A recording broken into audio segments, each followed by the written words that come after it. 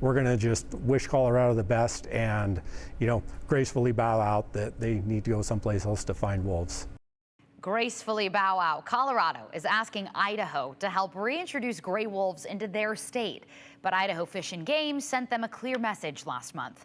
Welcome to the news at 10. I'm Morgan Romero. Idaho Fish and Game denied Colorado's request in a letter to Colorado Parks and Wildlife. News Channel 7's Andrew Bartline talked with a Fish and Game spokesman about it.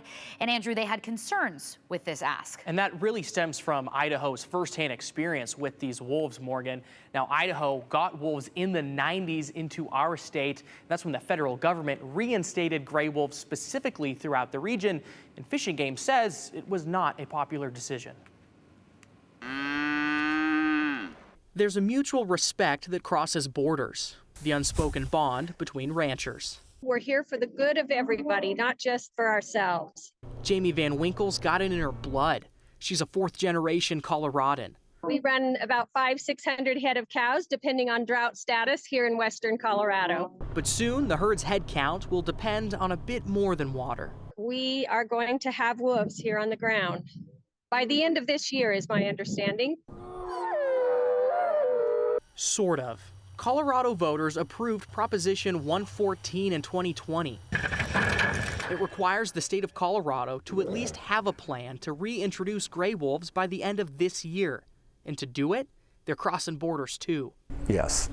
Idaho Fish and Game spokesperson Roger Phillips says the Gem State is on their short list. You can't go to the supermarket to buy wolves, so they're asking other states to basically provide them wolves for their relocation. Fish and Game, in consultation with the governor, has declined that their offer to asking for wolves to be taken from Idaho to Colorado. The decision comes from 3 points. One, the 2020 vote passed by less than 2%. We know that wolves are polarized throughout the West.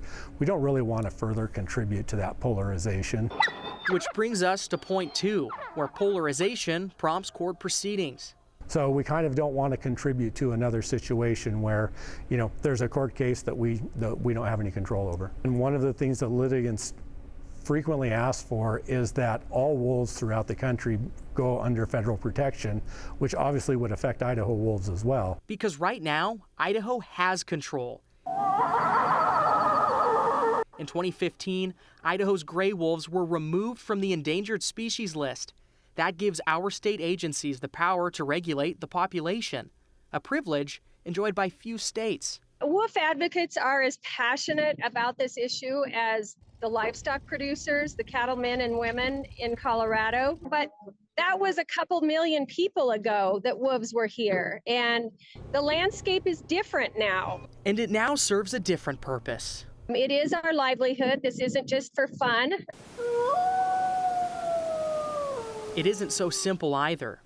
And that's number 3, where Idaho knows lines on a map don't contain wildlife. It isn't necessarily giving wolves to Colorado. They could end up in their neighboring states as well that did not ask for them.